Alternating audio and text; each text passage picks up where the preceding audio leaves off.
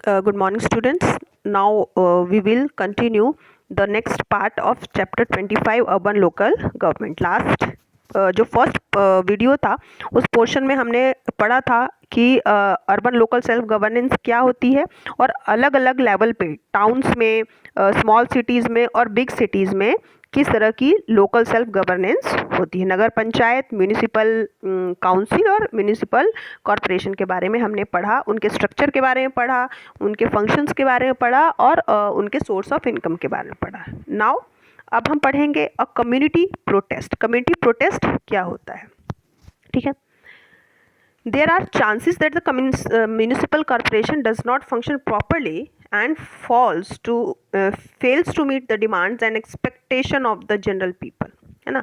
कई बार ये चांसेस होते हैं कि जो म्यूनिसिपल कॉरपोरेशन है वो अपने फंक्शंस को प्रॉपर्ली नहीं करती है और जो भी डिमांड्स होते हैं उनसे जनता के, उनको वो फुलफ़िल नहीं कर पाती, उनके एक्सपेक्टेशन को मीट नहीं कर पाती है। तो इस केस में जो पीपल हैं वो प्रोटेस्ट कर सकते हैं म्यूनिसिपल कॉरपोरेशन के फंक्शनिंग के अगेंस्ट और अपने डिमांड्स और एक्सपेक्टेशन को फुलफ़िल करने के लिए कंप्लेन कर सकते हैं वो रिस्पॉन्सिबल अथॉरिटीज़ से। तो यहाँ पर एक शॉर्ट स्टोरी दी गई है, लेकिन ये एक सच्ची घटना है जो यहाँ पर स्टोरी बताई गई है कि किस तरह से एक कम्युनिटी ने प्रोटेस्ट किया अपने हितों के लिए, अपने ट्रस्ट के लिए, ठीक है। The people in the southern part of Delhi were facing shortage of drinking water. यहाँ पर एक स्टोरी छोटी सी दी गई है, ट्रू स्टोरी दी गई है कि दिल्ली के साउदर्न पार्ट में एक जो लोग थे, वहाँ के रहने वाले लोग थे, उनको ड्रिंकिंग वाटर की शॉर्टेज को फेस करना पड़ रहा था और ये बहुत लंबे समय से ये हो रहा था ऐसा।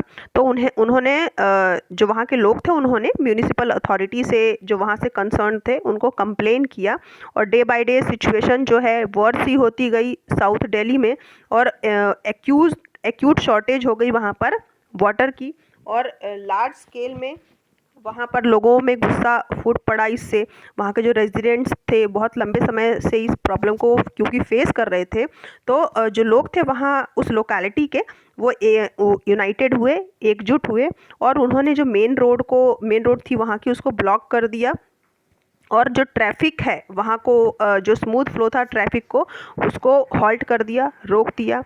और ये जो एक्सट्रीम स्टेप था उन्हें लेना पड़ा क्योंकि जो म्यूनिसिपल अथॉरिटीज़ थी वो उनके कंप्लेन के अगेंस्ट काम नहीं कर रही थी साउथ दिल्ली में, जो अफेक्टेड पार्ट था वहाँ पे। और फिर उनका जो शाउटेड स्लोगन था रिप्रेजेंटेटिव्स के, रेजिडेंट्स के सामने वो शुरू हुआ। म्यूनिसिपल काउंसलर जो थे उस एरिया के, उनके घर के सामने उन्होंने स्लोगन्स शाउट करने शुरू किए, म्यूनिसिपल काउंसलर जो थे वहाँ के। और ये ऐसा देख कर के और सुन कर के जो एजिटेशन देखा उन्होंने और सुना, उससे जो अथॉरिटीज़ थी उन्होंने इमीडिएट एक्शन लिया। वाटर सप्लाई का जो इफ़ेक्टेड पार्ट था वहाँ पर वाटर की सप्लाई को फिर से रिस्टोर किया गया, लेकिन ये सफिशिएंट नहीं था। फिर जो रेजिडेंट्स थे वहाँ के, उन्होंने एक पिटिशन साइन किया और असेंबल किया काउंसलर के रेजिडेंट्स के सामने। From there all these people along with councillor of the affected area went to meet and lodge their complaint with municipal corporation. फिर वहाँ के जो काउंसलर थे उनके साथ वहाँ के लोग गए और म्यूनिसिपल कमिश्नर से उन्होंने मीटिंग की और उनके सामने अपनी कंप्लेन रखी। उन्होंने उनकी प्रॉब्लम को सुना और उन्हें उनके ग्रीवेंस को फुलफ़िल किया, उनकी जो डिमांड थी उनको सुना और उस पर ध्यान दिया और उनके इंटरवेंशन से म्यूनिसिपल कमिश्नर के ने एक इनिशिएटिव स्टेप लिया। उस रेजिडेंट्स में रहने वाले जो लोग थे, वहाँ के जो रेजिडेंट्स थे अफेक्टेड पार्ट के, उनके कंप्लेन सुनी गई और जो म्यूनिसिपल कमिश्नर थे उन्होंने वहाँ की लोकेलिटीज़ को जो है उनकी डिमांड को पूरा किया और जो उस लोकेलिटीज़ के लोग थे अब यूनाइटेड जो हुए थे और मेन रोड को ब्लॉक किया था। तो अब उन्होंने ये ट्रैफिक किया था, फ्लो रोका था, उसको उन्होंने वहाँ से छोड़ दिया। और ये एक्सट्रीम स्टेप जो इसीलिए लिया गया था ताकि म्यूनिसिपल अथॉरिटीज़ जो हैं उनकी कंप्लेन को सुने और उनकी डिमांड्स को पूरा करें। तो ये जो एक्शन था, इस एक्शन से अफेक्टेड एरिया में वापस वाटर की सप्लाई हुई और उनकी प्रॉब्लम सॉल्व हुई। तो ये यहाँ पर ऐसे और भी केसेस हैं जहाँ पर सीनियर जो अथॉरिटीज़ होती हैं वो एक्सक्यूज़ेस देते हैं, वो अपना काम टाइम पर नहीं कर पाते और लोगों को डिससेटिस्फाई करते हैं। तो ये वहाँ की जो जनता होती है, वहाँ के जो पीपल हैं, उनको ये पूरा राइट है कि वो अपनी डिमांड्स को रखें और उसके लिए एजिटेशन दिखाएं। ठीक है, तो ये एक सच्ची घटना है और इस तरह से कोर्ट में हम पहुंच सकते हैं, कंप्लेन कर सकते हैं जो भी गवर्नमेंट है उसके अकॉर्डिंग। ठीक है, फिर है म्यूनिसिपल कॉरपोरेशन एंड सब कॉन्ट्रैक्टर्स। रिसेंटली आपने नोटिस किया होगा कि सब कॉन्ट्रैक्टर्स को हायर किया जा रहा है कई म्यूनिसिपल कॉरपोरेशन में, जो कि अब एक कॉमन हो चुका है। ये जो म्यूनिसिपल कॉरपोरेशन है वो कई म्यूनिसिपल कॉरपोरेशन में ऐसा हो रहा है। तो जो म्यूनिसिपल कमिश्नर्स हैं बहुत सारे कॉरपोरेशंस के, उन्होंने प्राइवेट कॉन्ट्रैक्टर्स को हायर किया कई सारे वर्क को टाइम पर डन करने के लिए।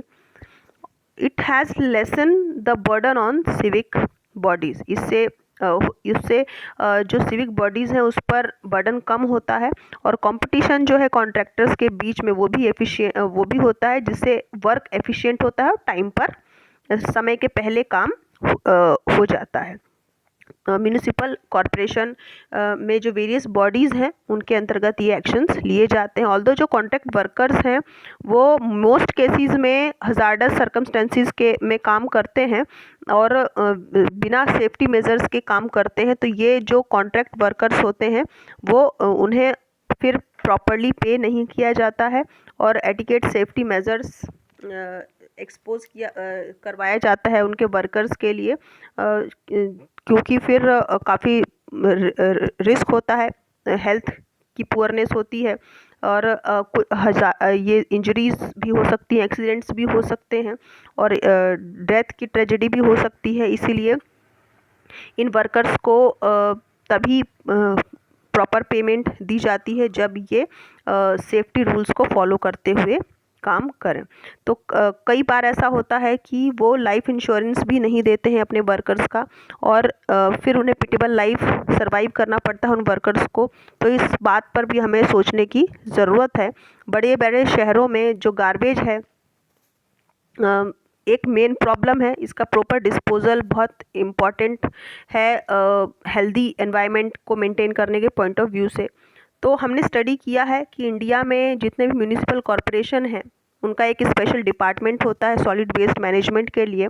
पहले जो वेस्ट होता था उसे पिट में डंप किया जाता था कुछ पर्पसेस के से और उससे फिर कम्प्लीटली फिल कर दिया जाता था और सॉइल से कवर कर दिया जाता था और उन्हें वो डिकम्पोज हो जाते थे। लेकिन अब जो है सॉलिड वेस्ट को ऑर्गेनिक मैन्योर में कन्वर्ट किया जाता है और कई नॉन गवर्नमेंट ऑर्गेनाइजेशन जो है इस एक्टिविटी को कर रही हैं और रिसाइकलिंग करती हैं सिटी वेस्ट को और उन्हें न्यू यूज़फुल थिंग्स में कन्वर्ट करती हैं, चेंज करती हैं।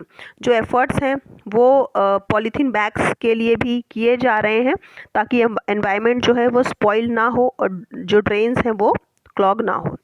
तो म्यूनिसिपैलिटीज़ और म्यूनिसिपल कॉरपोरेशन बहुत इम्पॉर्टेंट होते हैं अर्बन ड्वेलर्स के लिए।